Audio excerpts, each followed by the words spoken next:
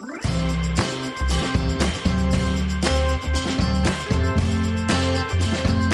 right, welcome back to episode 72 of the Hockey Cards Gongshow podcast. My name is Josh. Happy Easter, Troy. Happy Easter. Easter Bunny come for you this morning? I don't think so. I haven't been downstairs yet, though. Okay. Maybe you got an Easter basket full of, I don't know, what would you want in your Easter basket? I don't know. Candy, I guess. All right, there you go. A little bit of a depressing morning for us Minnesota hockey fans as our Golden Gophers fumbled the bag last night against Quinnipiac in the national championship game. They lost 3-2. Game went into overtime. Gophers were leading 2-0 after 2 periods, right? And then I think so. It was either 2-0. No, 2-1. It was 2-1, I think, going into the third. Overtime didn't last very long. No, they were not real good in the third period either. Nope. It was one of those things that after the third period was over, I kind of knew it was over for the Gophers. They got so outplayed in the third period. Quinnipiac put on a clinic in the third period. They smothered the puck. Yeah, we couldn't do anything. I think we had one shot in the third period. That's not what you want in the national championship game. And no. I put a little note in here. I just want to complain about the announcers. I think it was Buccigross and Melrose were there might have been a third guy, but oh my God, these guys, when I know they both don't know anything about hockey in the analytics era, because when Quinnipiac, the head coach, pulled the goalie with a little bit under 4 minutes and they were on a power play, they're both like, oh my God, I don't know about this. And this is such a brave. No, it's not. That's not a brave move. It's exactly what you're supposed to do. And that Quinnipiac head coach nailed it. They pulled the goalie a little bit under 4 minutes, 6-on-4 power play. And what happened? They scored. They didn't score on the power play. I think this power play actually expired, but they kept out the 6 players and then ended up scoring to tie the game. So it was a great move. Hats off to Quinnipiac. Their coach is awesome. I started reading about him. Been with that program forever. Took him to D1. Very glad for him. Yeah, did you see Melrose yesterday too? He looks rough, man. Yeah, he's getting up there. He didn't have his bottom teeth in either. Oh, really? I know. I listened to it more than watched them, and I didn't watch the intermission stuff. I would just kind of flip around. Yeah, so the drought continues. More than 20 years since the Golden Gophers have won a national championship, which is pathetic. I digress. We'll move on. Congratulations to Quinnipiac getting their first national championship, and the life of a Minnesota sports fan continues, huh, Troy? Exactly. We got some big stuff coming up on the Gong Show. Just want you to be aware of. Masterclass returns soon with part 2 of our series on the Cup with Mitch Gropman. Looking forward to that. We're also working on the next Hockey Cards 101 that should release towards the end of this month. Another good one there, too. And then finally, before we get started, just a reminder that the Hockey Cards Gongshow podcast is a Patreon podcast. That means that we rely on support from listeners like you to help us cover expenses and keep the show going, help us to produce, hopefully, more and better hockey card content, and fun initiatives, even in a small way, to grow the hobby. There's still about 20 spots left out of 99 support level tier, where you can be one of the first 99 supporters of the Hockey Cards Gongshow podcast. You also get exclusive access to our Hockey Cards Gongshow Discord server, which is growing into quite the fun community there. It's real easy to support us. All you got to do is go to our website, hockeycardsgongshow.com, and click on the Become a Patron link. Or you can go to the Patreon website at patreon.com and search for Hockey Cards Gongshow. There's also a link in the show description for whatever podcast app you're listening to us on right now. And finally, in our Instagram and TikTok profiles and our link tree, there's a link there. We have 2 new patrons, Troy, since our last show.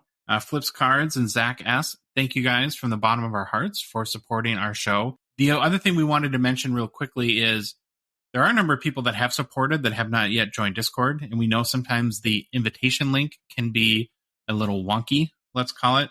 If you have joined and you have not yet gotten into Discord, just message us on Instagram or send us an email, however you need to contact us, and we'll be happy to get that squared away for you. All right, Troy, ready for the game plan? We begin today's show by looking at hockey's greatest player to wear number 72. Then it's off to Who's Hot and the Struggle Bus. Next, we take a look at what we would do to fix Beckett. Then it's off to hobby news and new product releases. We finished the show by looking at 5 good, great, and epic seasons that are kind of flying under the hobby's radar. All right, Josh, are you ready for number 72? It's an Easter rendition of number 72, and I'm so ready, Troy. Can't contain my excitement. Hockey's most famous or greatest player to wear number 72, per the Hockey Writers, greatest player to wear each number article is Sergei Bobrovsky. Slow clap. Overview. 34-year-old goalie from, here we go with my Russian city pronunciations. I'm going to slow it down. Novokunetskik, Soviet Union. That's what I'm going to call it. I think that's halfway there. Bobrovsky was never drafted into the NHL. Instead, he signed a 3-year entry-level contract with the Flyers in 2010. Now, I did some research on this. Teams actually did consider drafting Bobrovsky when he became draft eligible in, I believe it was 2006. However, most teams didn't want to deal with the issues that were surrounding Russian players at the time and trying to sign them. And Paul Holmgren of the Flyers actually mentioned this in an interview on why they didn't draft Bobrovsky in 2006. They just kind of didn't want to deal with the issues. For his career, Bobrovsky has played in 642 regular season games over a 13-season NHL career, and his career is still going because he's obviously still playing. Bobrovsky started his career playing 2 seasons with the Philadelphia Flyers. This was followed by 7 seasons with the Columbus Blue Jackets. And finally, he is playing currently in his 4th season with the Florida Panthers. Awards and accomplishments. He is a 2-time Vezina Award winner in 2013 and 2017 with the Columbus Blue Jackets. He has been selected to 2 NHL All-Star games and is a 2-time NHL first All-Star team selection. That's all we got for the Bob, though. I'm already giving away his nickname because I like calling him the Bob. Mm-hmm. Bobrovsky has a career record of 360 wins, 207 losses with 51 ties, with a 2.61 goals against average, a .915 save percentage, and 38 shutouts. Bobrovsky has made the playoffs in 9 of his 13 NHL seasons. That's pretty impressive considering the teams he's played for. You don't think of the Flyers, the Blue Jackets, and, well, until more recently, the Panthers as perennial playoff teams. Exactly. And I'll say he might make the playoffs this year. I'm not sure. Panthers are in the wild card hunt. They are actually on a little bit of a run here. It will be interesting to see what happens. In his playoff appearances, Bobrovsky has a stat line of 17 wins, 29 losses, with a 3.13 goals against average, a .901 save percentage, with no shutouts in 51 playoff games. So he's kind of struggled a little bit when it comes to the playoffs. The best season of his career was his 2016-17 campaign with the Columbus Blue Jackets, where Bobrovsky had a stat line of 41 wins, 17 losses, and 5 ties, with a 2.06 goals against average, .931 save percentage, and 7 shutouts in 63 games played. This was capped off with a Vezina Trophy win, as mentioned previously. His other Vezina season was the lockout-shortened 2012-2013 NHL season. So that is a little bit of the overview of the stats, the achievements, the accomplishments of Bobrovsky. So let's look at the player currently. With his age, I think I said he was 34 years old. He's probably nearing the tail end of his career. However, he is currently was, I should say, the starting goalie in Florida, which was kind of solidified in the beginning of the season, or middle of the season, when Spencer Knight entered the NHL's Player Assistance Program. However, recently, Bobrovsky has been injured, with Alex Lyon, who we will get to in a little bit in another section of our show, getting most of the starts and has actually been played pretty well. And a little shout out to Alex Lyon. He's from Baudette, Minnesota. We always got to mention our Minnesota players. Baudette, represent. Baudette, Minnesota. So, and then Bobrovsky, as his playing career, during his career, he's historically had he's a slow starter, basically, before he usually hits his stride as the season progresses. He's always been strong on his feet, does a really good job of reading plays and tracking the puck. He is an absolute pure butterfly goalie that can move exceptionally well on his pads. However, he has a tendency to drop to his butterfly too early, which leaves the net exposed. But he can kind of make up for that a lot of times because he's so stinking quick when he's down on his pads and moving around. Bobrovsky is a really good goalie that even last year had 39 wins, 7 losses, 3 ties with a 2.67 goals against average and a .913 save percentage with 3 shutouts. So while he's getting up there in age, I still think there is more left in his tank, and it'll be interesting to see how his career ends with him hitting the mid-30s. You know, once the goalie age curve at that mid-30 age usually drops off a little bit. So we'll see what happens. Fun facts about our boy. I already gave away one of his nicknames. There wasn't many fun facts. I was kind of disappointed. He has nicknames of Bob, which I've obviously said, Officer Bobrovsky, and the number 1 cop. I have no clue what those means. Yeah, I was just going to ask where the police tie-in comes to that. Maybe because he robs goals. I don't know. And they kind of flip it. I don't know. I have no clue. I couldn't find actually reasons. It was just an article. I actually found a couple articles that said that. So he robs goals, but then arrests himself? I guess. I don't know. Someone will tell us. There's got to be some Bobrovsky fanatics out there.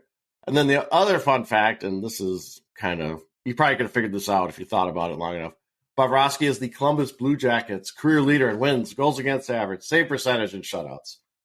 It's not Elvis Merzlikins? No, it's not. It's not. Okay. It's Bob. Rookie card. He is a 2010 Young Guns. The PSA 10 has a pop of 91 with a gem rate of 56%. So we got a low pop. Last sale was $68 US in November of 2022. And this being a pop 91, there are not a lot of sales.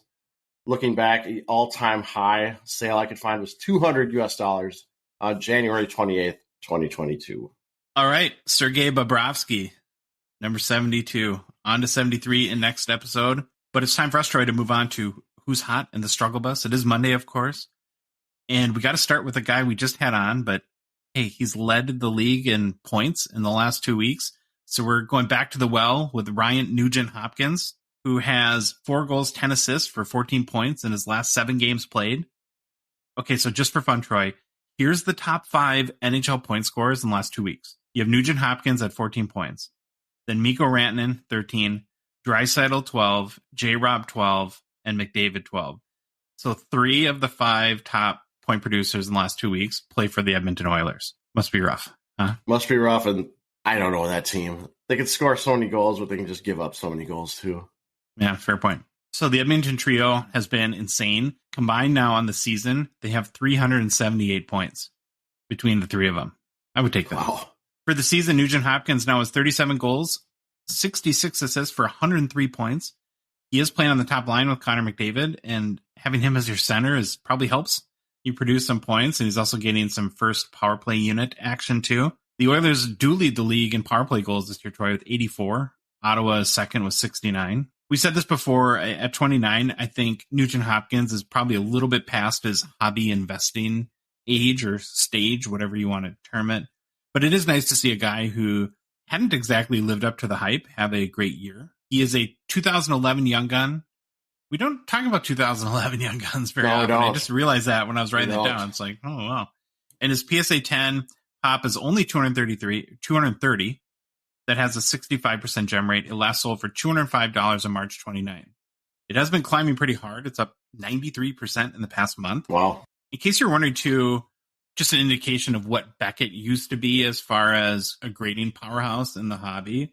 So going back to 2011, his Young Guns in a BGS 9.5 is a pop of 816, which is like 4x almost what the PSA pop is. And that card sells for about 165 US.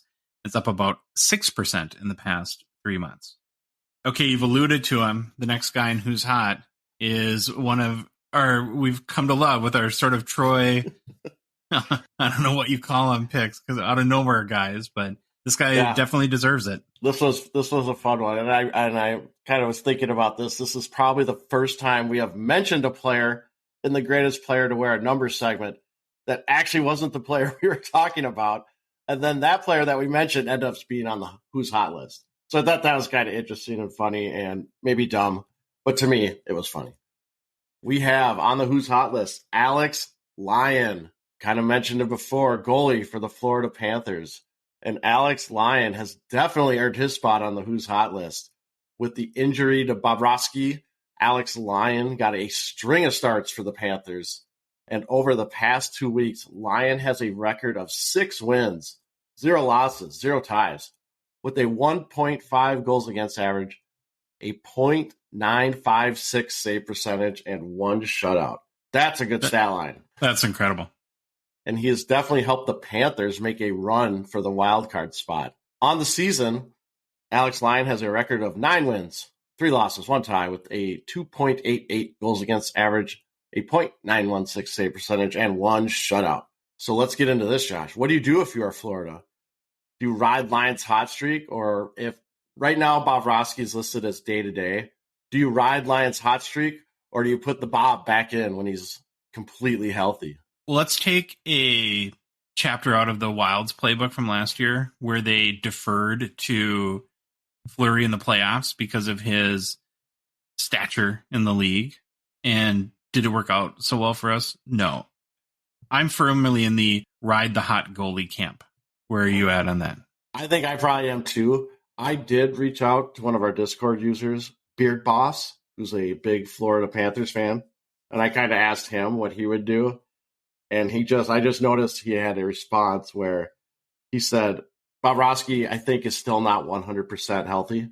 So you probably want to ride the hot guy, but it still feels weird putting your hopes into a minor leaguer or AHL guy for most of his career. But I guess he's really bailed them out too with Spencer Knight going into rehab or whatever program he's in that didn't leave them with a lot of options.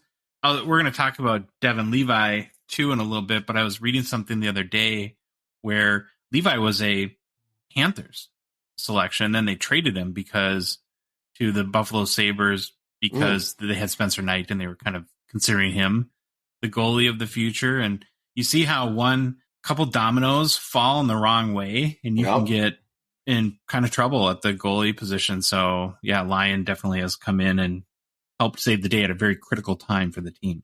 Yeah. So right now I say we would recommend riding the hot goalie, seeing what Alex Lyon can give you the rest of the year. And okay, his rookie card. Well, let's just talk about his cards in general. My boy Alex does not have a lot of cards.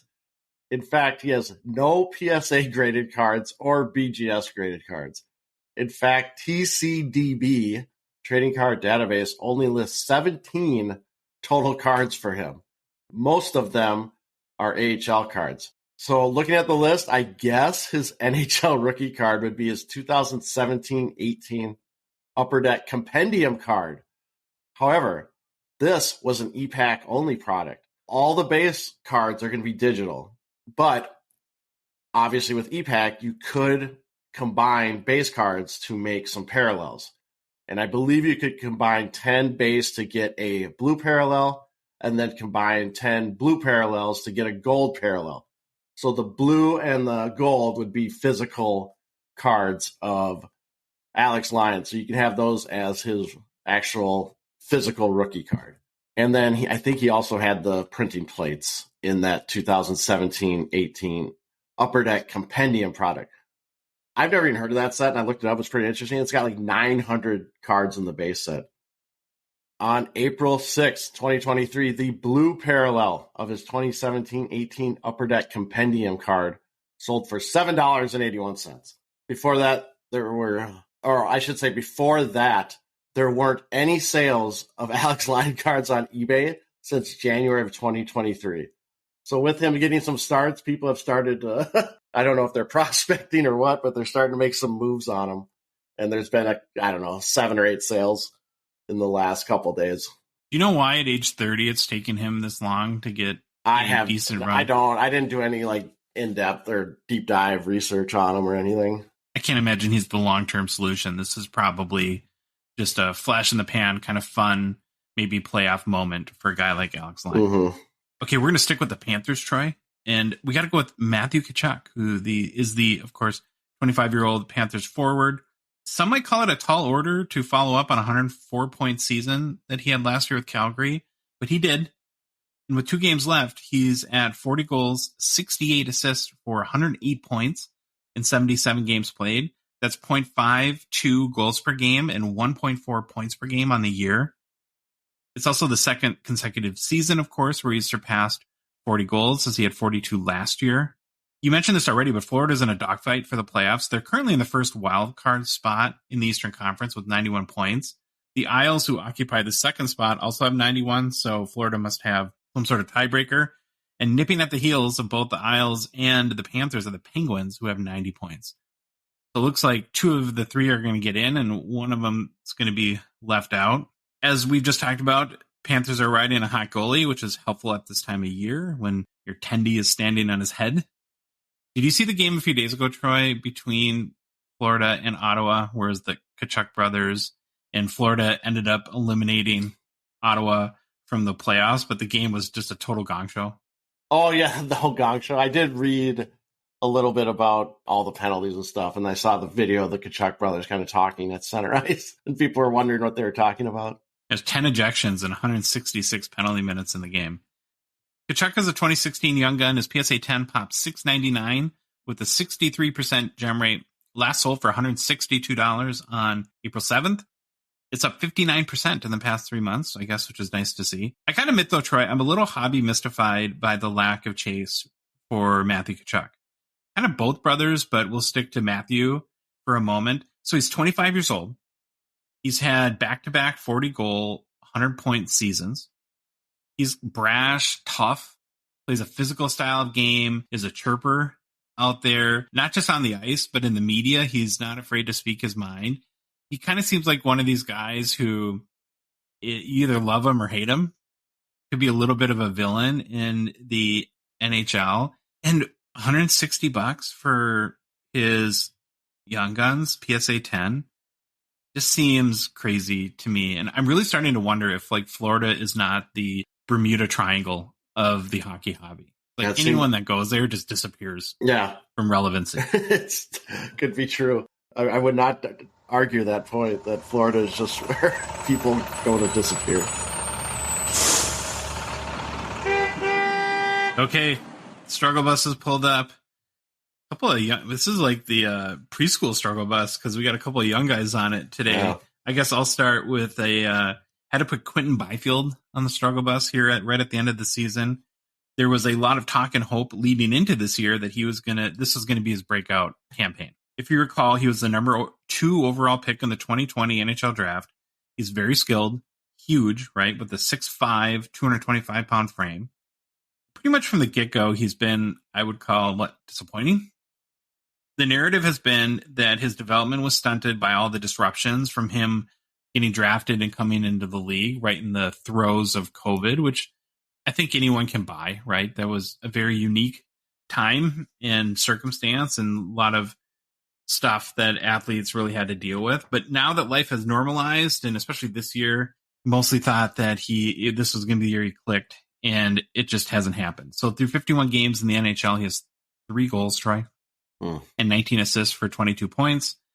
Not horrid from a points perspective, but 3 goals is not good.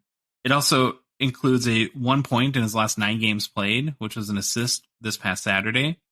Byfield has also spent some time in the AHL this year, where he has 9 goals and 6 assists for 15 points and only 16 games played. So if he could figure out whatever he's doing in the AHL and translate that to the NHL, which is easier said than done, but that's kind of what he needs to do. And we always give the standard disclaimer, he's 20 years old, can still develop. But I think my issue more with Byfield is the lack of progression, right? It's not so much he's been scoring 60 goals already. It's that I think he had 5 goals last year and he's at 3 with a couple games left. So if you go back to the 2020 draft for a second, the number 1 overall pick was Laffy. Kind of disappointing. Number 2 overall pick is Quentin Byfield. Probably more than kind of disappointing. Number 3, Tim Stützle. So it looks like he would be the definitive steal at number 3 at this point, going back to the 2020 draft. Byfield is a 2021 Young Gun. His PSA 10 popped 1,045 with a 69% gem rate. That's a pop where I don't think collectors are expecting 3 goals. No. If we did like a pop to goals ratio, I can't imagine he wouldn't be the worst in the NHL. That's pretty bad.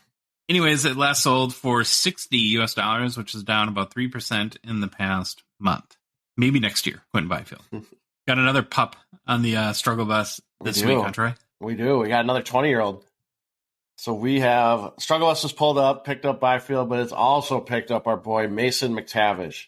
And this guy is truly our boy because of his hair and his picture. His portraits is one of my Upper Deck Portraits cards, one of my favorite ever. And Josh, you had like the parallel of that, so even better for you. Yeah, about like the portrait out of 25. Just a great picture.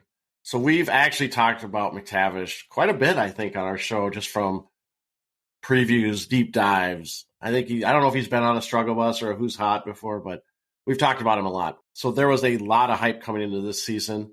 McTavish would build off his fantastic World Juniors that he had and kind of, I don't know what the hype, well, I mean, the hype was there.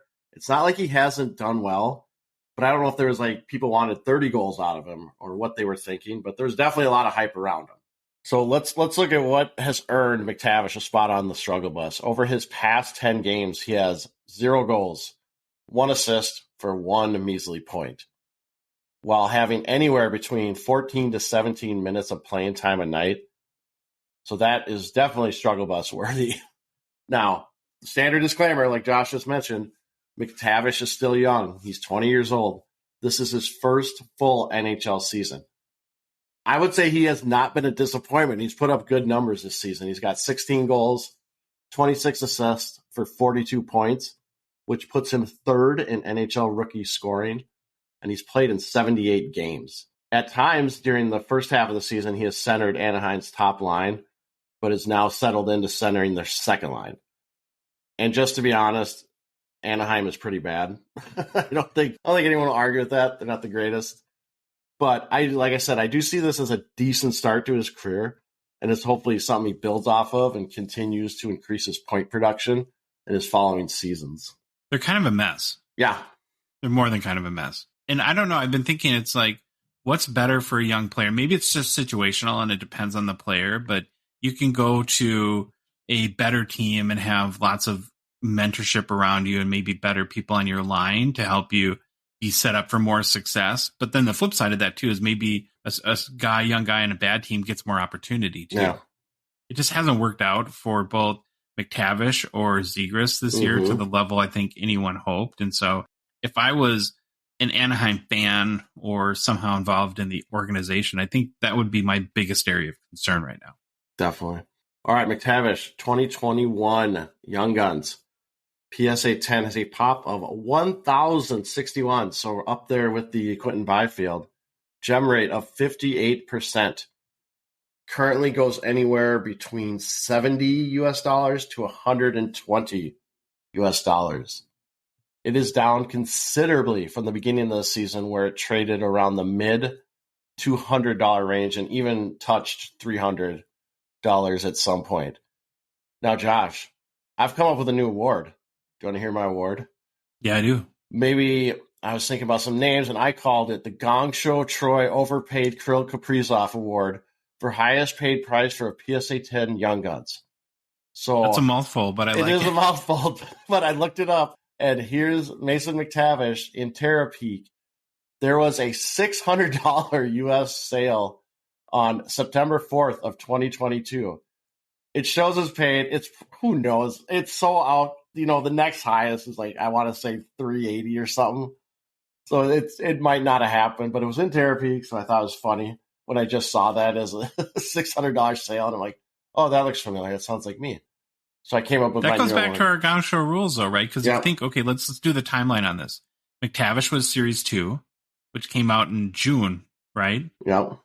And then, so if you think about, okay, set comes out, you send cards to PSA, probably got back right around the 1st of September. I bet you that was one of the first PSA 10 sales, and that's why you never, ever, ever buy the first PSA 10 Young Gun, because this is what happens. Yep. Well, interesting data point out of Terapeak, so supposedly it was paid. Who knows? Okay, so that's Who's Hot in the Struggle Bus for this week. On Who's Hot, we had Ryan Nugent-Hopkins, Alex Lyon from Baudette, Minnesota, Matthew Tkachuk, another Florida Panther, and then the Struggle Bus was a couple of young, promising prospects with Quentin Byfield and Mason McTavish. Okay, so now, Troy, we're going to roll into what I'm calling Josh and Troy Fix Beckett. Unless your phone's been shut off for the past 2 weeks, you probably have realized that Beckett has not had the best run since their bungled new grading scale announcement at the Mint Collective. And then as a result, and after a few rough days, they retrenched, and kind of in one of the first smart things that we've seen them do in a while are sort of taking a breath and trying to figure out where to go forward.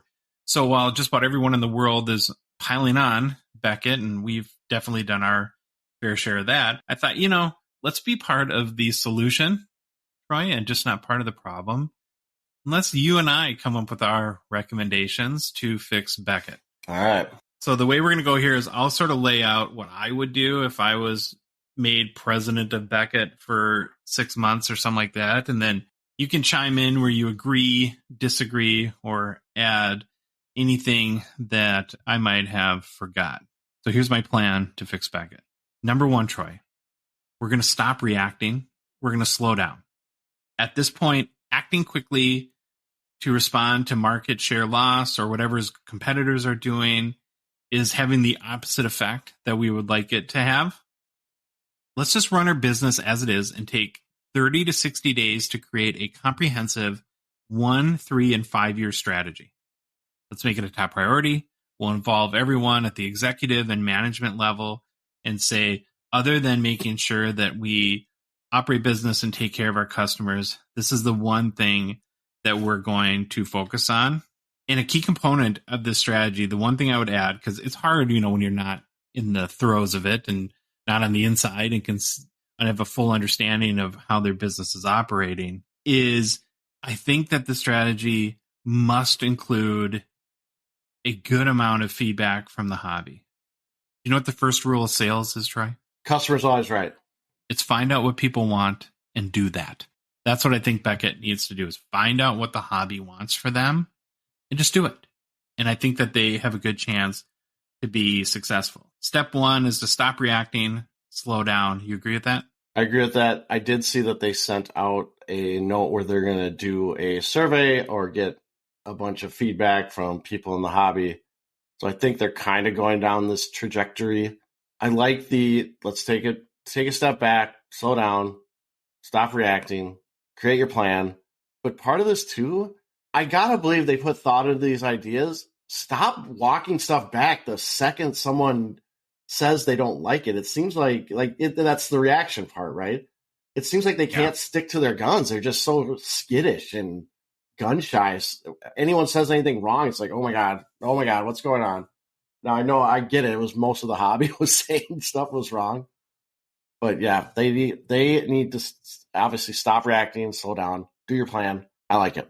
To your point, though, you just have to look at the tech industry, where when Apple removes the home button from the iPhone, what happens? Everybody freaks out. And then 6 months later, it's like the whole world collectively realizes, oh yeah, you were right in the first place. But you have to be confident that you have the right strategy in order to do that.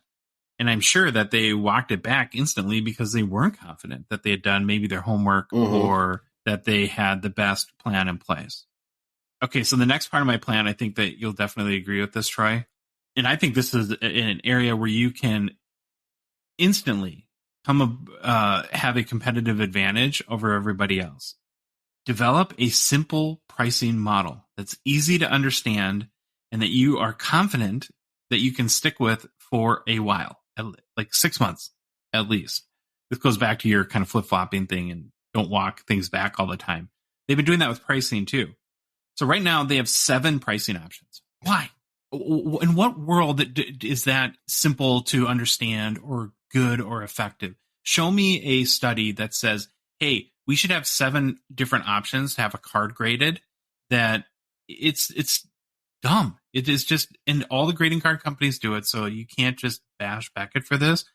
But it's like, it's complete engineered complexity. And complexity kills momentum. Some include some grades, some don't. Some have max declared values. It's like you can't keep everything straight. You can sit there and stare at the screen and get confused. That is bad for business. They just don't get it. I don't understand why. If you want to get some market share back, like I said, come out with a 3-tier or 4 tiers max, right? And if you think about like in grading, other than us just thinking we should make more money, and again, unless there's something I don't understand, they're really the big sort of factor to a business like Beckett is the turnaround time, right? And that if something is going to be turned around really fast, you might have to expend more resources. So that might justify a higher price for that. Make your grading scale dependent on turnaround time. If you want it back in 2 weeks, it's this price. You want it back in a month, it's this price. You want it back in 2 months, it's this price. Whatever it is. And forget the max declared value. Make everything with subgrades. That's why people like Beckett anyways, the subgrades. Why would you offer a pricing tier that takes away your biggest advantage? Yeah. But this goes back to, like you said earlier, not sticking to your guns. When companies get in the mode of anytime a customer asks something, let's react and create a different pricing model for it. You end up with 7 pricing models that some have these characteristics, some have these other characteristics, and it just doesn't work. Come out with 3 tiers, 4 max that position you well to be competitive in the marketplace and say, this is what it is. If you don't want subgrades, go somewhere else. Agree? I'm all on board with this one, especially the whole subgrade thing. Use the one thing that you're known for that kind of gives you an advantage. Obviously, they're not the only company that does subgrades, but don't have a tier or whatever. Don't have a model where you don't include your subgrades. Always do the subgrades. That's what people know you for. But yeah, all of these I'm on board with. The whole grading thing I've talked about 100 times. It's so stinking complex. Beckett's really complex. And then you're going to get to the next thing that I have a lot of beef with. Okay, I'll let you mainly run with it, but I'll set the table for you.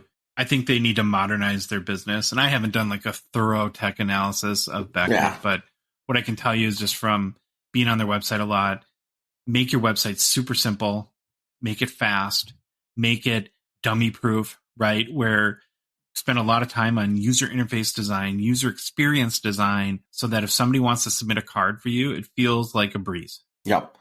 It's easy to do. Exactly right. In today's world. Yeah, I am a big one on them and their website. It's so complicated and convoluted.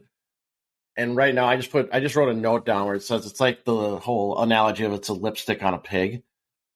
You go to the main Beckett site, it looks pretty nice, it's pretty clean. But the second you start clicking around on any link, you are taken to like a whole nother world. And it's just a bad experience. And it's almost like the farther down the rabbit hole, the Beckett website you go, the further back in time you go. It's just like they updated only the front page, but then you start clicking into like maybe you go to the authenticate link or whatever there is, the grading link. And it's like, it looks like a totally different website. There's absolutely no consistency. And I think that would be something that could really help them. And I would say it's not going to be a quick win because website development is not something that takes 2 weeks. There would have to be like a whole redesign. And I know we've heard they're working on it, but it's one of those things to just make it simpler, help the customer. I've went in and tried to grade a card like a long time ago, and maybe they've changed it since then or like a year ago. It's the most convoluted, messed up, confusing thing I've seen. And maybe that's just me, but I really do not like their website, and they need to kind of work on updating that and making it simpler. I think too, in addition to improving the website, that there's a lot you can do with marketing automation. Those are automated emails that are automatically sent to customers throughout the grading process. So when your card gets to certain levels or certain milestones within the grading process, the system can send you emails.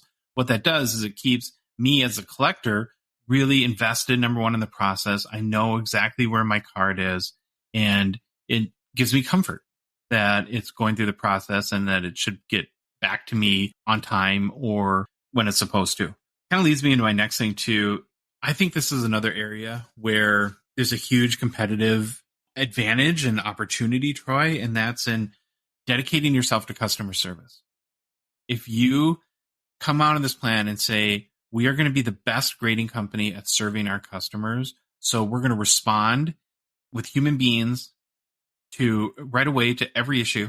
We're going to set a standard where in any issue that the customer feels like that they're going to win, even if at times it's at our expense, what you're going to do is you're going to make customers feel good.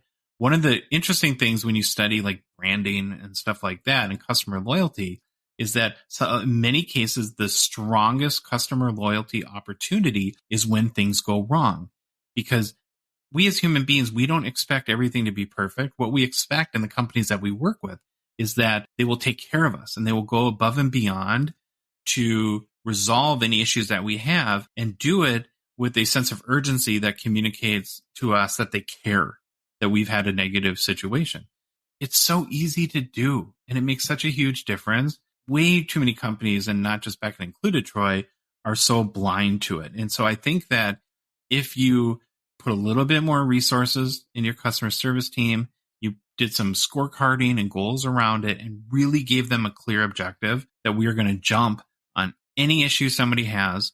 We're going to quickly resolve it. And we're going to, in every case that's humanly possible, make our customer feel like they got a win out of their bad situation. I think that would do wonders for their business. What do you think? Yep, agree 100%. I'm all about simplifying, helping the customer. You got to do something. Use customer service as an advantage. And then my last thing is just more of a wrap up. It's be patient. Resist the urge to react. And then be consistent.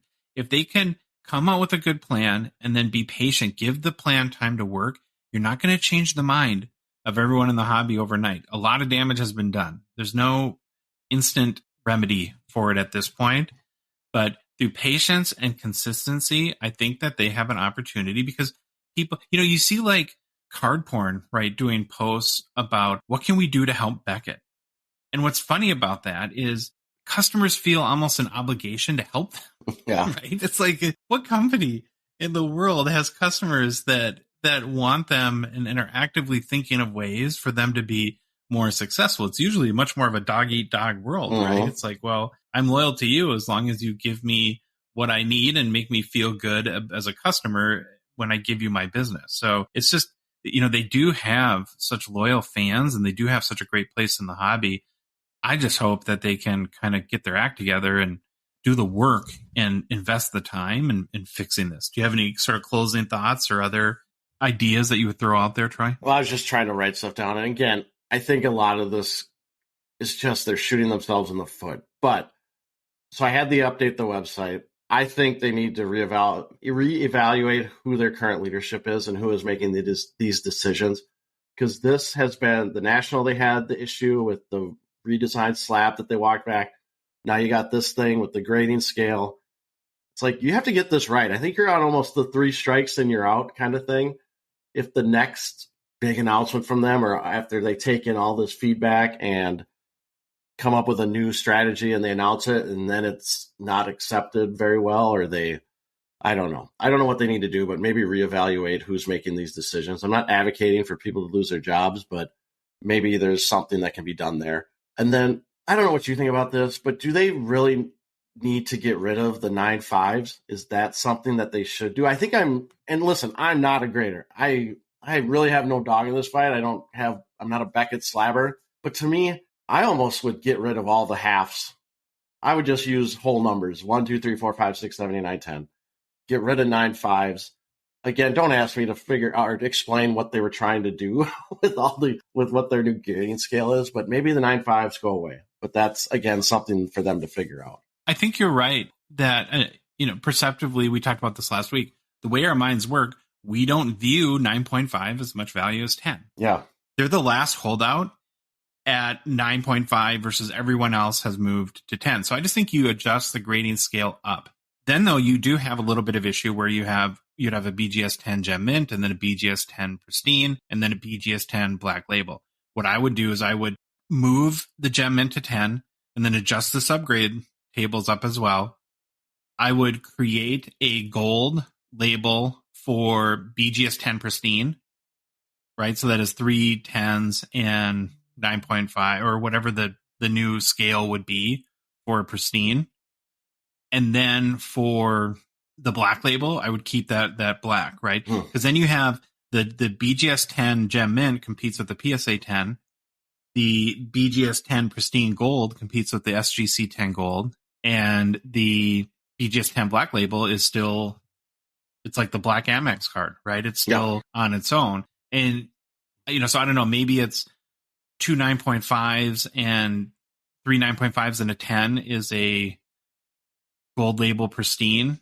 And then 4 10s is a Black Label, and anything else is just a Gem Mint. Yeah, and that Probably what I would do. Yeah, I like that. Again, though, as you were talking about, I go, oh no, that's more complexity, right? I have to look at my little subgrades. I got to figure out how many I got. Does that translate to this? But yeah, I like where you're going with it. I think the 9.5 as a gem mint needs to probably go away.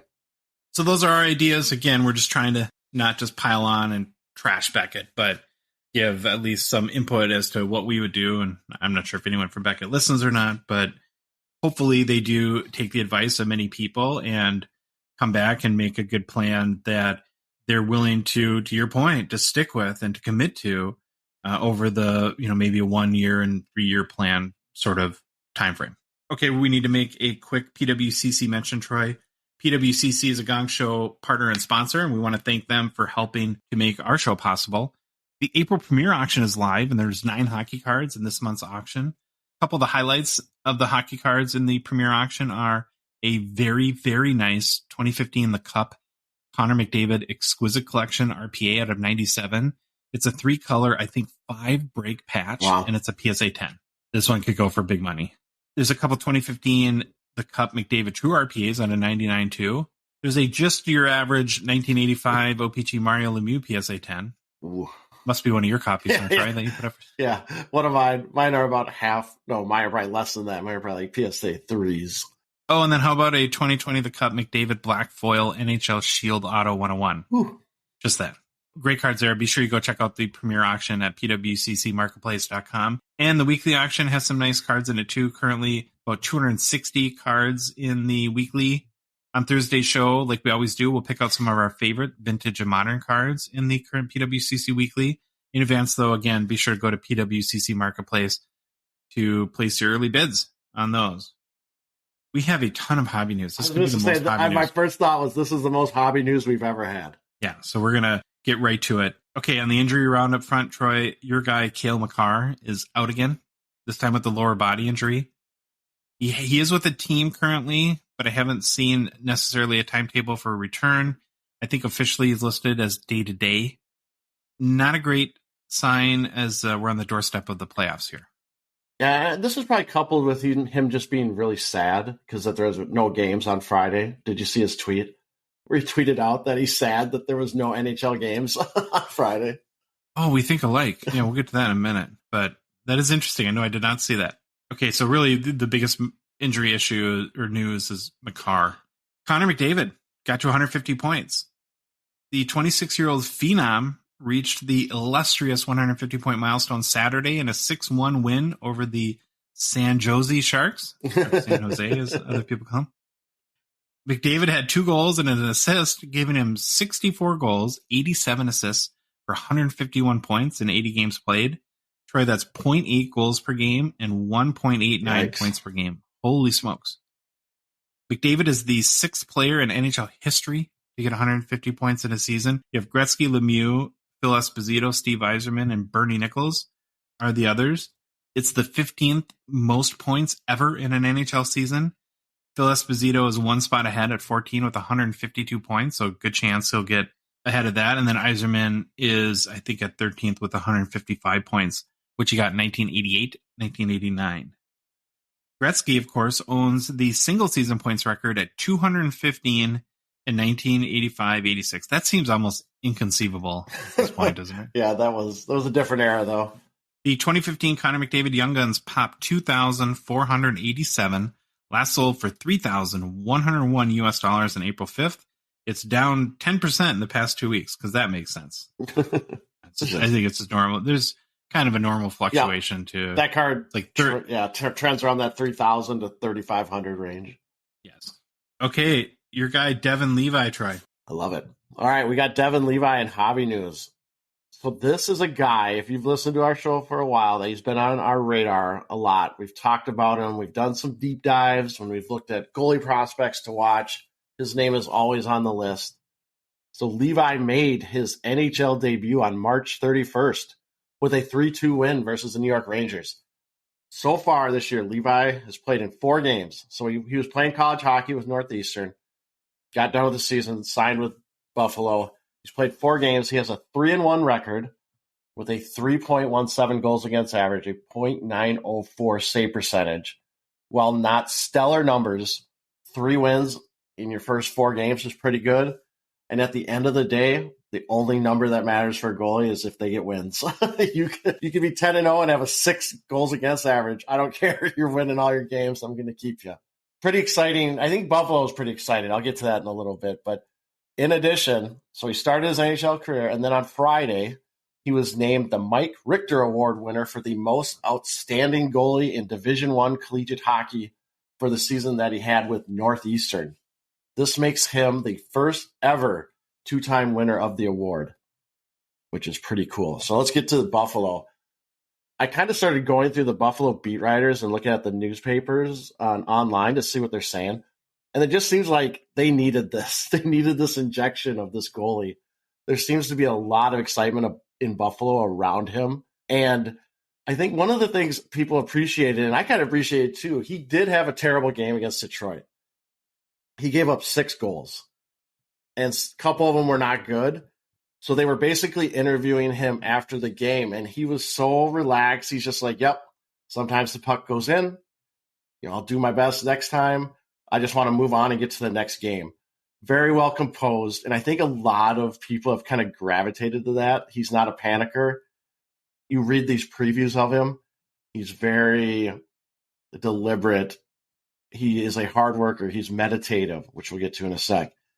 He is just does everything in his power to get better, and I think people are really gravitating towards him, so it'll be very interesting to see what kind of happens with him. I'm going to take a pause. He wants the big moments. Yeah. He wants the big moments, yep. too, because he, like you hear him in interviews saying that he wants the tough shots. He wants the one-timers from yep. the best players in the NHL. He wants to be there for his team. He's not shying away from the moment. And gosh, Buffalo, I'm not surprised, I should say, by what you found with the Buffalo beat writers, because they've been starving for a goalie yep. for so long that I imagine they're just praying that this is the guy that's going to give them some decent goaltending, because with the team that they have, this is the big missing link, yep. it seems like. Yep, in Buffalo, I think they have, I can't remember if it's 2 or 3 or 4 more games. So it'll be interesting to see if they just let him start out the rest of the year and see what he can do. However, we got all that. I'm on board. Go Devin Levi. However, what is most important is what Levi does during commercial breaks and timeouts. So, Josh, have you seen this? I haven't yet, but I've heard of it, and I have to go make it a point to go check it out. Yeah, so when there's a commercial break or a timeout, he gets down on his knees, and it looks like he's meditating. He'll sit on his knees. He's calm. He's looking straight ahead, not blinking. And actually, if you read into it, this was actually inspired by the Duel of Fate scene in the Phantom Menace, so the Star Wars Episode 1 Phantom Menace movie, where you have Qui-Gon Jinn does the same exact kind of pose when there's a break in the fighting between him, Obi-Wan, and Darth Maul, while they wait for the kind of the force field wall, or whatever you want to call it, to open up. And Levi mentioned, I found an interview from 2022 where he talks about, he's a big Star Wars fan. This is where this came from. He does meditation. He does all that stuff. And it's just something he started to do when there was commercial breaks or timeouts. And it's really cool because you just look at him, he's sitting there in that pose. And once you realize it's kind of from Qui-Gon Jinn and the Phantom Menace, it's really cool. I love it. Is meditation becoming, and like mindfulness, more and more of a thing with goalies? Should be. Or not really. No, it should be. I think so. It is. I mean, these people, we've talked about this before, the whole realm of research and the things that just all athletes can do. Meditation is definitely something that is a thing that I would recommend that they should do. Mm-hmm. Anything to keep you on balance, especially high schoolers and young kids, where if you're a good player and there's lots of pressure, that's something that can help take away some of that stress. Okay, Devin Levi, we'll see if he is the answer that the Buffalo fans are seeking in the net. We'll move on to Sidney Crosby, your favorite player, Troy. He just scored his 1,500th career point. Only the 7th player in NHL history to score 1,500 points for one team. Wow. That's kind of cool. And to think that they have 2 guys, yep. Lemieux, that many 1,500 point scorers to have 2 on one team is pretty awesome. Crosby had 2 goals and an assist on Saturday in the Penguins' 5-1 win over the Red Wings, giving him on the season 33 goals, 58 assists for 91 points. Not bad for 35 years old. For his career now, Crosby has 550 goals, 950 assists for 1,500 points, and 1,188 games played. That's a .46 goal per game and a 1.26 point per game average over his career. He is, of course, the 15th player to score 1,500 points, and he's 32 behind Paul Coffey for 14th place all time. Probably a good chance he gets there. Of course, Crosby is a 3-time Stanley Cup champion, 2-time Hart, 2-time Art Ross, 2-time Rocket Richard, 2-time Conn Smythe winner. His 2005 Young Gun PSA 10 top 970 last sold for $3,000 US on March 26th, up about 5% in the past 3 months. Kind of interesting that it's right around now where McDavid's value is on his. Luke Hughes, Troy, signs with the Devils. After Michigan lost to the eventual national champion Quinnipiac in the Frozen Four semifinals, the 19-year-old officially signed his entry-level contract and joined his brother, Jack, with the New Jersey Devils. So that makes 3 Hughes brothers, Jack, Luke, and Quinn, and an unrelated Jack Quinn in the NHL. I think Jack Quinn should just be honorary. Be an honorary 4th Hughes brother. The Devils are in the midst of fighting for playoff seeding and home ice advantage. So everything I read, it seems like they're not sure when or if Luke Hughes will make his debut. He is practicing with the team, though. So another piece added, Troy, to a very young, promising team. Yeah, I just love stories. I love college hockey players when they get done with their career. They immediately go to sign with their NHL team and end up in the lineup the next day. That stuff I love that. Very unique. So, Troy, do you think we would be arrested at this point if we did not give a Connor Bedard WHL playoffs update? Yeah, it keeps getting sillier and sillier. Every time I look at his stats, it just gets ridiculous. So Bedard's Regina Pats are in the first-round battle with the Saskatoon Blades. Game 6 was Saturday night, where the Pats went into the game down 3-2. A casual 4-point night by Bedard helped the Pats to a 5-3 win and forced a Game 7, which will be tonight, Monday. In his first 6 games in the series, Troy, Bedard only has 11 goals, 8 assists for 19 points. He's almost single-handedly keeping his team in the mix. I was thinking about this morning, where I wish there was a way to quantify hype, because whatever, like the old Spinal Tap, like to like 10, do you think Bedard is at like 11? Yeah, I got to go to 11. Well, I mean, you could look at there's probably some metric, clout score, or mentions, or something that you marketing people have that you could Q rating, you get something like that. So I posted to Instagram right before we started recording. You probably didn't see it, but there was a record sale for a Raw. This is a Raw card. It's a 2021 Upper Deck Team Canada Juniors black signatures out of 5. So it's out of 5, but it's a sticker auto, no memorabilia, just sticker auto Bedard card out of 5 for Team Canada. Just sold for $4,040 US. So in my head, I was thinking, I guarantee it probably went for 4 figures, but wow, I would have said like $1,000 to $2,000, but $4,000. $4,000 for a Raw sticker auto Team Canada out of 5. And the thing is, right, it's like the hype keeps growing, but he keeps producing ridiculous numbers. Yep. It makes sense in a way that when you have 19 points in 6 games in the playoffs, it's like, what else can this kid do? I'm not a big, we don't follow the CHL real close. We don't follow Regina Pats. We're not, watching every game. But I think what I've heard is that his team isn't that great, and they're basically in it almost solely because of him. Am I off base in saying that? Oh, I'm guessing so. I don't follow Regina very closely, but I just saw this pop up on my phone, and I'm almost dying laughing. So you obviously put the Instagram post out. Someone just commented on it. I won't say their name because I didn't ask for permission to read it, but it says, "Geez, that auto is awful. Looks like Upper Deck got from a parking lot signing." Thought that was pretty fun. Yeah, the auto is kind of a little skiddo. Like, I can't even tell you what that. Okay, I guess that says Connor Bedard, but it's pretty. That one you can't take Upper Deck to task for. I don't think. I don't think they can tell the player to redo their autos if they don't like them. No, it's crazy though, and I have no idea where this is going to go. Okay, we'll move on. So Fanatics, I think you saw this, Troy, in Fanatics Tops. They recently announced that they have a partnership with Major League Baseball, where when a rookie makes his debut game in the major leagues, they're going to put a special patch on his jersey, And then later, that patch will be used in, I'm assuming, what will be a pretty high-end baseball rookie, kind of akin to like the logo man, maybe in basketball that you see. And number one, I think this is a phenomenal idea. It's probably showing the influence that Fanatics can start to bring to the table as they've acquired the baseball, football, basketball licenses and then Topps as well. But it did get me thinking, though, shouldn't the NHL do something like this, like for the Cup? Wouldn't that be amazing?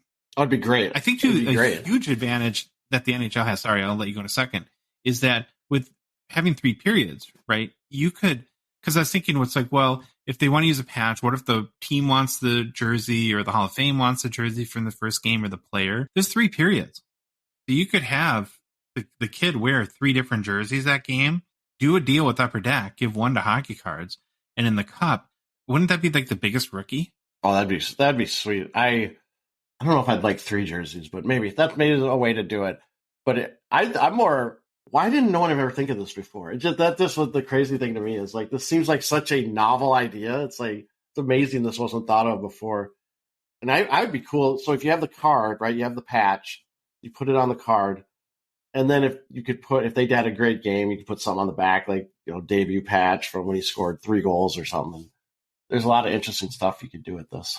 I think that would have the chance to be like the biggest card that a hockey player could have. Well, especially if it's game used, right? It's game used. We know that. That'd be awesome.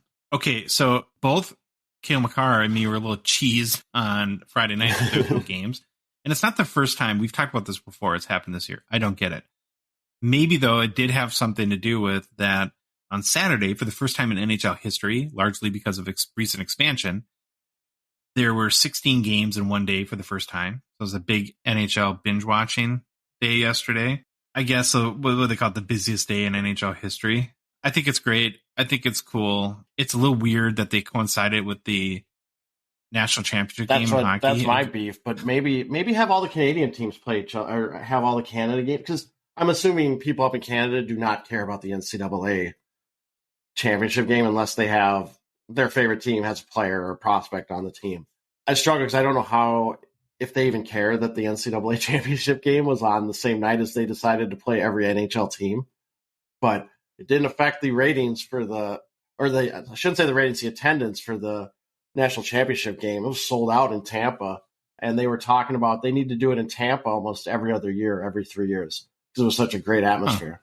That's spring, right around spring break. Yep. The other thing that this made me think of, getting back to our boy Connor Bedard here for a minute. So when LeBron James was coming into the league, his high school games were on ESPN. Why isn't the NHL? They've had 6 WHL playoff games where he's got 19 points. Yep. Why haven't those been on TV in the U.S.? Yeah, maybe. Find a way. That's even one you might even throw on the ESPN paywall or ESPN Plus just to put it on. Maybe, I don't know. I haven't looked. Maybe someone's going to write in and say they have been. I doubt they have been, but yeah, that'd be cool. The one thing the NHL never seems to understand is that maybe if people saw the games, that they might be more likely to become a fans. If everyone's hearing about this Connor Bedard kid, but how many people have really seen him play at this point in the U.S.? I would guess very few. This seems like a huge, again, missed opportunity for me. Okay, lastly, in our mega hobby news segment, Troy, the Chicago Wolves are ending their affiliation with the Carolina Hurricanes. So the Wolves are the AHL affiliate for Carolina. They will soon be independent after the season, so they will not have an affiliation with an NHL team. They cited a change in philosophy from the Hurricanes, whereas their agreement had been based on having an equal balance between player development and trying to win the Calder Cup. And I guess they feel this year that Carolina has shifted most of the weight of that balance towards player development and not so much on winning. So I wonder if the Pyotr Kochetkov kind of transition up and down has had something to do with that. Interesting. Who knows? An AHL team has not played without an NHL affiliate since the 1994-95 season. So now Carolina is going to have to scramble to find an AHL team because as of right now, they have no players or no AHL team to send their players to. Interesting. So if our guy Kochetkov does not make the Hurricanes opening day roster, we don't know where he'll play next year. Now, you would probably know this better than me, but The Chicago is almost a special circumstance in the AHL, right? I mean, it's not like your average AHL team. Like they've got a really, really solid fan base and following, don't they? I think so. I'm pretty sure they're pretty big. I actually don't know the AHL that well, but from everything we've heard, that the Chicago Wolves are a pretty big deal. We'll see what happens there. Okay, we're going to swing into new product releases. So Series 2 has been out a few days now, and just wanted to circle back on that a little bit and kind of as it's sunk in, and we've got to collect some initial data, kind of go over our thoughts at this point. And so I'm going to start with some general thoughts. Here's one for you. Is it too controversial to say at this point that the Young Guns checklist isn't exactly setting the world on fire or making the hobbies go bananas? Or do you think it's the Connor Bedard effect starting to seep in, Troy, where nobody looks great compared to the Wonderkind? Yeah, I don't know what's going on. I mean, it's both. It's a little bit of both. Not the most exciting rookie class. And Slavkovsky's, is he still injured? I think, one of your bigger... Yeah, he's out for the year. Yeah, that's right. One of your bigger chases is out. It seems slow. Like there's not... The product's released and there just hasn't been that groundswell towards these players that have Young Guns on there. Not saying that no one's doing anything with them, but it seems a little muted response right now. When Series 2 came out last year, everyone was going bananas for your guy Mo Sider. Yep. And his good buddy Lucas Raymond, and there was McTavish and a bunch of Byfield and all these other guys around there too. And I just think we're going to have to see how this shakes out. That our long-running streak of Series 1 having poor gem rates and Series 2 having very high gem rates could be over from what we've seen ourselves in the boxes we've opened. And from what I've heard from just about everyone is that the overall quality of the cards is much more closer to what we would expect to Series 1 than we would expect to Series 2. So we'll see how the early gem rates come in probably in a month or so when we start to see cards come back from PSA. So there's a couple Easter eggs that have popped up during the last few days. I don't know if you've seen. Have you seen the penalty box photo variation? I have not seen the penalty box. I'm looking it up right now. It's like a Matt Dumba one. It's just basically the player in the penalty box. I'm a big Easter egg guy. It is Easter, so pardon the pun there. That one's cool. And then there's one this one's a little, it's just not my cup of tea, but I do find it interesting that there's also a swagnificent photo variation Easter egg that shows the players like we've seen in the past in their like suits as they're walking into the game. But they put a swagnificent branding on the card for these. Those are selling a little bit more in like the $30, $40 range. The penalty box ones are kind of been like $10, $11 US, something like that. Are the penalty box ones? Oh, I see them. Yeah. Okay. Those, interesting. The Swagnificent, I think, is interesting from the standpoint of kind of focusing on that personality a little more, just the individual, how they look. We're all about looks in today's society. So that's interesting. Okay, I'm going to take a deep breath for a second because it's time for a pretty big mea culpa from me here. I do want to say beforehand that please give me credit for being honest about this. Like, I could have pretended that this never happened. At one point, nobody in the world knew about this other than me. Regardless, though, was it a week ago, one show ago, 2 shows ago, we unveiled our Gongshow rules, mainly about base Young Guns and not overreacting as a buyer in the beginning.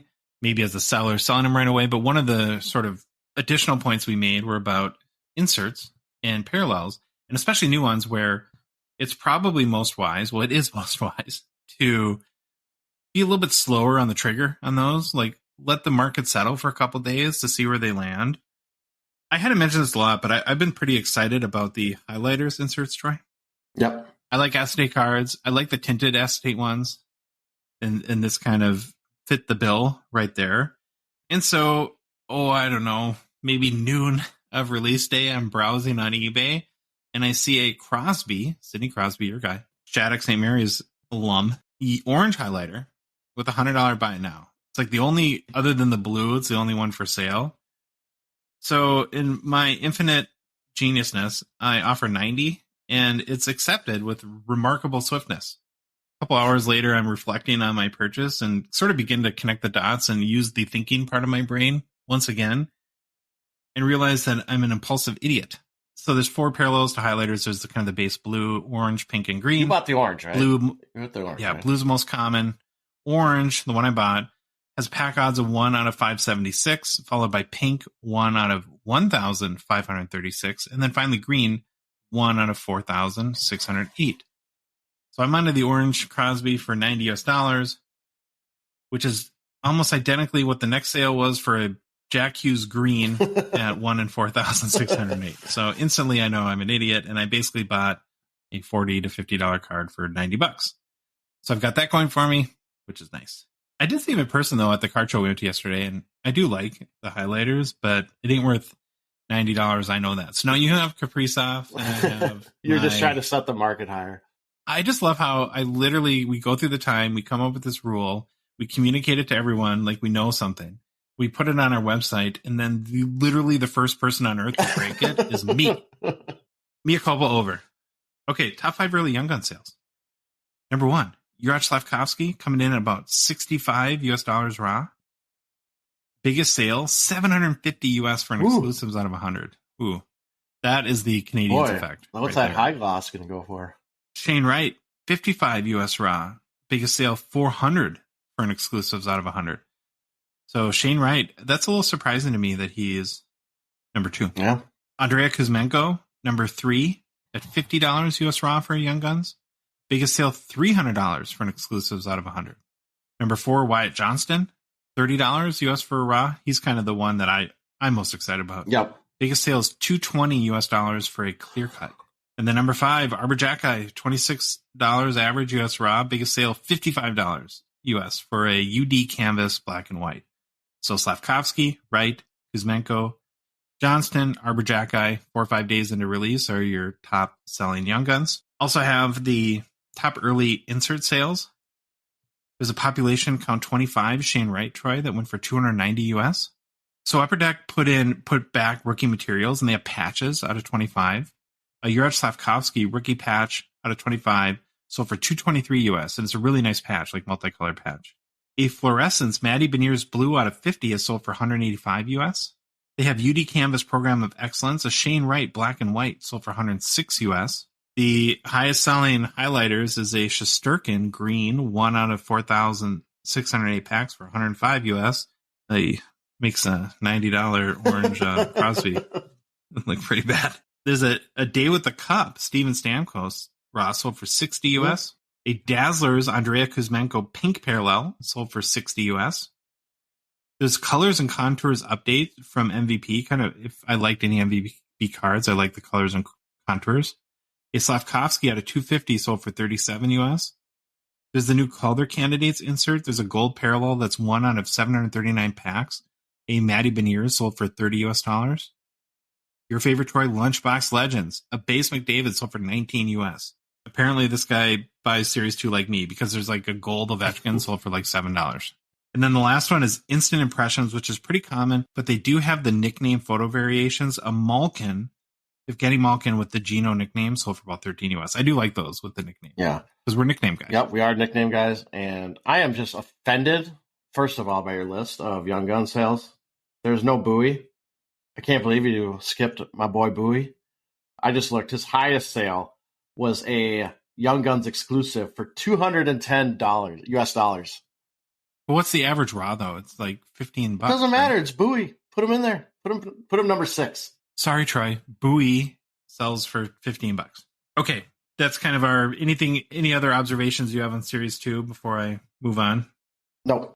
Looking very briefly at what's next, there's still no checklist for 2021-22 SP Authentic. It's not out yet. Release date is still showing as April 19th on all the online retail sites.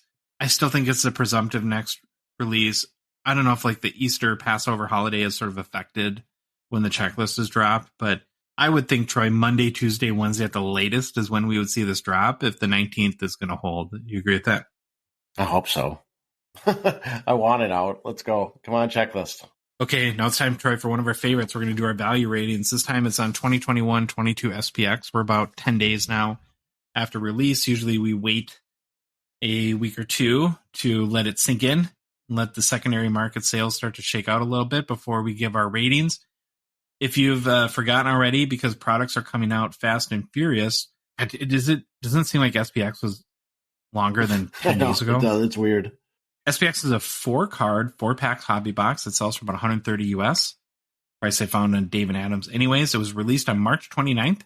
So again, about a week and a half ago. I think I said this at the time it came out, but I kind of consider SPX a cousin to Synergy, almost, with sort of the card design and mix. It's like kind of very techie kind of card. There's a big mix of foils, acetates, die cuts.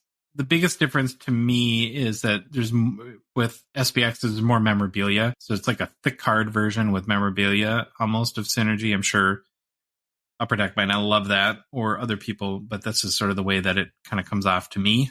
One unique characteristic that I've seen in looking at SPX sales, and we didn't get any of these in our box, is that they're using a lot, in a lot of cases, windows for autos, where the auto is probably on like a white label or white sticker, but it's not as obvious as a sticker because they put kind of that bordered window over it. And kind of got me thinking, Troy, if they need to use stickers for an auto, do you prefer sort of the clear sticker over the card, or do you like on the thicker cards having that window? Does it make it feel less stickery? The window does make it feel less stickery. I think they did a really good job with making it look less stickery on the cup with the Kaprizov autos. I think those were very well blended in. But as long as they are very clear about it's sticker auto and not trying to hide it, that's fine. I'm fine. You'd use the border, kind of like make it blend in. I think that looks great. Just make sure you let people know. Mm-hmm. So biggest sale to date for 2021 SPX is your guy Troy Mo-Sider. There's a rookie patch auto out of 15 raw that sold for 450 US on April 2nd. There's also been 735 secondary market sales as of Saturday afternoon when I did the research. Not really sure what the big chase in this product is based on sales. I would have thought it's UD Black, but in the top 10 sales, there really isn't I think there's a Quentin Byfield UD Black that sold for like 150 or something like that. But that would have been my guess as to what the top sale would be. And it is somewhat early. So again, there's a little bit of a caveat with these ratings. But as I kind of transition into my ratings, and I'll start with my investor or flipper value rating. I don't know, man. This is a tough one for me. I always struggle with these boxes that have very little cards because they seem so much like a gambler's product where you can hit big and you can get just skunked. I'm going to give it a 5 out of 10 based on that it's really hit or miss based on you might double your box cost or more, or you might end up with $50 in cards that are hard to sell to. It is a little concerning to me that on a $130 box at $450 is your biggest sale. Yeah. Well, maybe not. Maybe that's 3-4x box price. I don't know. But I think again, because of it's almost like clear cut to me, where in the one box or one card box, you're really gambling at that point. So I feel like this one's a little more of a gambler's. From a collector rating, I gave it a 6, maybe a 6.5 out of 10. Actually, kind of like the card design. It just comes back to, again, it's only 4 cards, so the odds of you hitting a player that you PC or would dig are probably pretty low, as one of the ways I think Upper Deck has dealt with the increase in demand from Marketplace is they made the checklist a little bit bigger. So there's going to be a lot of guys on these checklists that the Liam Foodies of the world. So I'll go 5 and 6.5 out of 10. All right, before I get into mine, I have an update for you. There's a new Bowie record on his exclusive that sold for $296 US. That was in Terapeak, eBay.ca. So someone loves Bowie, I guess, and maybe that might be the Kirill Kaprizov Troy Iverson award for highest paid for a card, even though it's not a PSA 10. Anyways, all right. Can we call the Hockey Cards Gongshow podcast your Bowie hobby market leader? Nobody keeps you I'm more. Just gonna talk about Bowie the rest of the time. All right, go ahead. All right, my ratings. Obviously, from an investor flipper standpoint, I will never buy this box, investing or flipping in it. I just don't think there's any use to doing it. But so I'm going to follow your kind of analysis because you are a lot more in tune with that on this product. I actually haven't even looked at this product very much, so I would give it probably what you did, around the 5 range. From a collector rating, now I know we have our box. I've looked at it online. I do like the card design. I really like the card design. I like the base cards are numbered. So I would actually run into probably a 7 out of 10. And again, if you're collecting this, just go out and buy the cards you want. Look at the checklist. Look at what cards are there for players, UPC, or teams, or whatever, and go buy those. Don't try to rip yourself and rip boxes to try to collect what you want. Just go buy the singles. So I would be at a 7 out of 10. There you go. So we're both 5 out of 10 from an investor rating. I'm 6.5 for collector, and Troy is 7. Okay, need to make a quick Slab Sharks mention. This week's Slab Sharks eBay auction is live and ends on Thursday night, like they always do. One ends on Thursday night, and the next one begins right away. There is, Troy, a very special card in this week's auction. There's a 2020 The Cup Connor McDavid NHL Glory Shield auto out of 10. So go to Slab Sharks eBay auction and check it out. It is ridiculous. It is so good. A lot of big McDavid cards in the market right now, which makes sense because he's playing great. Tons of other awesome modern and vintage cards in the auction, too. You can go to slabsharks.com, get a link to the auction. And Troy, if you're a Canadian hockey card collector and you're looking to move a card or a few for some cash, we recommend you consider Slab Sharks for eBay consignment. They make it super easy to sell your cards on eBay and expose them to a pretty big buying pool that follows the Slab Sharks auctions on a weekly basis. I know we do. And if you don't want the hassle of listing your cards, answering buyer questions, hunting down buyers for payment, shipping, and which includes shipping to the U.S., let Slab Sharks do it for you. You can find more information on consignment on their website as well at slabsharks.com. So we're at this kind of weird point in the season, Troy, where it's not quite over. It doesn't feel right to do a whole bunch of wrap-up type stuff like who are the best rookies, who are the most disappointing rookies, all that kind of stuff, biggest jumps. But I did think that one sort of list or grouping of players along this vein that we could look at this point that I've been thinking about a little bit are, and I called it 5 good, great, and epic seasons that are flying under the hobby radar. So I picked out 5 players that I thought are really doing good, but don't quite have much hobby love, maybe is a good way to put it. And we're going to start with Mikko Rantanen. He's the 26-year-old third wheel on the Colorado Avalanche who's having a career year. Or do we say now the Avalanche are a 3-headed monster? I like that. Glass half full, glass half empty, right? For 3 years running now, Rantanen has increased his goal production from 30 goals to 36 to now 52. That's impressive. Mm-hmm. On the season, he has 52 goals, 46 assists for 98 points in 78 games played. Pretty good.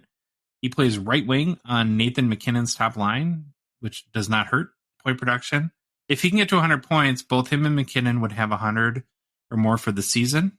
And they do have 4 games left, so he needs 2 points. So pretty good top line to have 200-point scores on it. It is Mikko's 7th season in the NHL. In 486 games played, he's got 217 goals, 289 assists for 506 points. That more than a point per game, Troy, for his career. He's just always flown under the hobby radar to me. I don't know exactly what the reason. Maybe it's the third wheel thing. Maybe now with 52 goals, that'll change a little bit. He has a 2015 Young Gun, his PSA 10 pop 814, has a 47% gem rate, last sold for $135 US on April 6th, up about 2% over the past month. So that's our first guy. Do you have any comments or thoughts on Mikko? I was trying to think about that, why he doesn't get the hobby love. Obviously, he keeps increasing production. Could be, talked about each team only has enough room for 1 or 2 guys, and maybe the third wheel is actually pretty true. Plus, think about Rantanen from Finland. I don't see him as a personality. Not like follow the Avalanche a lot, but it's not like I've seen a lot of NHL.com articles centered on Mikko Rantanen's. So maybe. Next guy on our list is Elias Pettersson. He's a 24-year-old Nucks forward who has had a monster year. In 71 games played, Troy, he has 38 goals, 61 assists for 99 points. They still have 3 games left to play, so he's got a good shot as well of crossing the 100-point mark. It's career highs for both goals and points. Still very young, 24 years old. And already, I think you can make a case, could be a top 5 NHL center. Think about that for a minute. To me, the major issues around Elias Pettersson are, number one, he's been on a team that's disappointed for the last couple of years. Not going to make the playoffs again this year. And we've talked about this with Bedard. When you're in that Pacific time zone on the West Coast there, it's tough for a lot of people to see you play. So I don't know when the last time I even saw him play was, right? So it's hard to, as a fan, even to understand how good he can be. Well, plus, if you get a national TV game, I can promise you it's not going to be the Canucks they're showing in the U.S. Good point. Pettersson is a 2018 Young Gun. His PSA 10 popped 1,896. Almost 2,000. Wow. Here's why, though. 77% there you go. There it is. gem There's rate. the rub. Do you think that's the highest that we've come across? No. I think we had one that was 80. I don't know who it was, or it was 79. Was that Matthew Barzal, maybe? Maybe. I think it was like 79% we got to. That's just ridiculous. Last sold for 156 US on April 6th. It's down about 1% in the past month. If you're big on Pettersson, you think he's going to take even another step forward next year, I probably would shy away from his Young Gun. That gem rate is insane. But there might be some really good offseason pickups for him this year. I'm convinced he listens to our show because he's probably mad that, I don't know, 6, 7, 8 months ago we talked about him and how his Young Guns was less than Gritty's. Because Gritty at the time had the highest price, was it 2018 Young Guns? And I think Pettersson must listen to our show and got mad, so he decided to have a good year. And I'm going to guess that Gritty is not selling for, what is it? 156? I don't know. I have to look it up. I think something like 3/4 of NHL players listen to our show in my delusional world. So we've talked about Mikko Rantanen, Elias Pettersson. Braden Point is the next guy. 27-year-old Lightning forward has had a very impressive season as well. 49 goals, 42 assists for 91 points. It's his best year since 2018-19 when he had 41 goals, 51 assists for 92 points. 49 goals this year, as you could imagine, is his career high. Hopefully he'll get to 50. That'd be cool. In 7 full seasons in the NHL, Troy, he's compiled 216 goals, 243 assists for 459 points in 496 games played. That's 0.93 points per game. I'm not sure how much room there is for Point to really break through from a hobby perspective. He's still in his prime at 27, but he's buried on a team of stars that generally get no hobby love themselves. It's that Florida Bermuda Triangle kind of thing. What is kind of crazy to think about, though, is he is the same age as Kuzmenko. I mean, look how people are spending $60 on a Kuzmenko Young Guns right now, and Braden Point's as old and better. So it's like, okay. He's a 2016 Young Gun. His PSA 10 is a pop of 914 with a 62% gem rate. Last sold for $98 on April 7th. It's up about 13% in the past month. So there's some little bit of hobby dabbling, it looks like, going on with Braden Point. But you got Stamkos, Kucherov. Yeah. Victor Hedman, Vasilevsky. It's not going to happen. No, it's not going to happen. When you think Braden Point, there's no excitement there. Like you said, he's buried on a team of great players, and he's in the Bermuda Triangle. So if I had to do like word association or player association and come up with like Braden Point's hockey hobby cousin, I might point to Carter Verhaeghe, who's the next guy on our list. Another 27-year-old forward in the state of Florida. This one for the Panthers, of course. So Verhaeghe, Troy, in all 4 of his NHL seasons has increased his point production. On this year, he's got 41 goals, 30 assists for 71 points in 79 games played, crossed the ever-important 30-goal threshold. As I mentioned, he's improved every year in the league. Here's his goal totals by season. He started with 9, then 18, then 24, and now 41 plus. That's good, right? We like to see that. Another guy, though, that's behind a number of star players in Tkachuk and Barkov, Bobrovsky maybe, who we just talked about, Alex Lyon, apparently. And, they don't get hobby love either. It's that Florida-Bermuda Triangle thing. Verhaeghe is a 2019 Young Gun PSA 10, pop 149, with a 67% gem rate, last sold for $73 and is up 54% in the past 30 days. So there we go. It's north of 40 goals, and people are starting to chase Verhaeghe a little bit. Okay, the last guy. I'm starting to get hook, line, and sinkered into this guy big time. And he could be my major offseason target. I'll get your thoughts in a second. So I'm talking about Tim Stützle.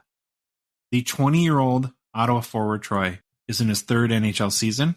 He has 37 goals, 49 assists for 86 points in 76 games played. This, of course, Troy, is not a math show, but I'm pretty sure that that's more than a point per game. It is a big jump from last season, where he had 22 goals, 36 assists for 58 points in 79 games played. So he's increased his goal per game in 1 year from 0.28 to 0.47, and points per game from 0.73 to 1.13. So like I said, Troy, he has 37 goals, 85 points, and he's 20. Here's some other comparables of guys in their 20-year-old NHL season. Okay? Remember, I'll say it again. Stützle, 37 goals, 85 points. Pasta had 34 goals, 70 points. J-Rob had 25 goals, 47 points in the AHL when he was 20. Leon Draisaitl. Nobody scored more goals in the last 5 years in the NHL. 19 goals, 51 points. Austin Matthews, Troy, at 20 years old. 34 goals, 63 points. Stützle has been better than all of those. Doesn't mean he's going to be as good as David Pastrnak or Austin Matthews. No.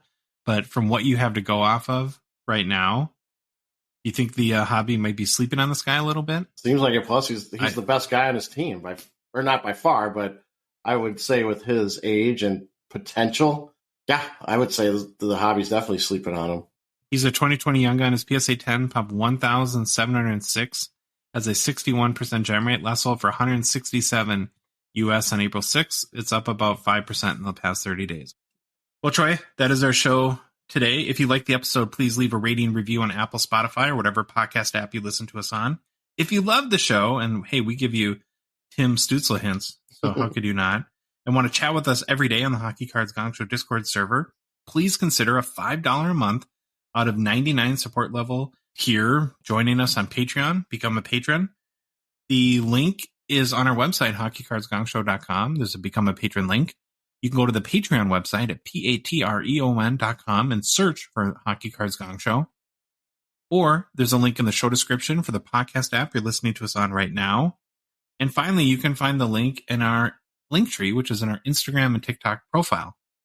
Follow the Hockey Card Gongshow on social media. We're on Instagram, Facebook, TikTok, Twitter, and YouTube. And Troy, the Hockey Cards Gongshow podcast is a production of Dollar Box Ventures LLC. We'll see you on Thursday.